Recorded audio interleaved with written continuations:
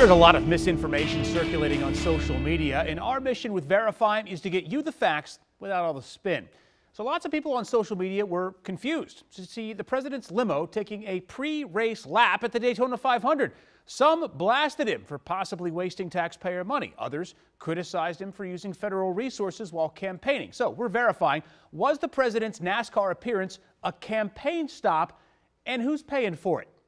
So both questions go hands in hand. So to understand who pays for what when the president travels, the White House evaluates and determines if a trip is official, political, or campaign related. The Federal Election Commission broke it down to us like this. Official presidential trips are paid for by the U.S. government, aka taxpayers, you and me. Political activities are paid for by the National Party Committee, in this case, the Republican National Committee. And campaign expenses are paid for by President Trump's campaign.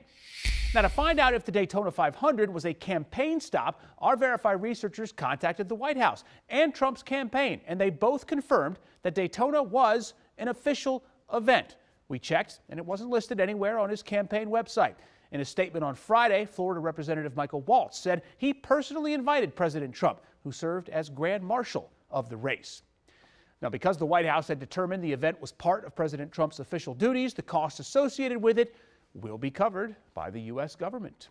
So we can verify, no, the trip to Daytona was not a campaign stop. It was, in fact, an official event. If you've got something you want verified, let our researchers get to the bottom of it. You can find us on Facebook or Twitter, or send us an email, verify@WUSA9.com.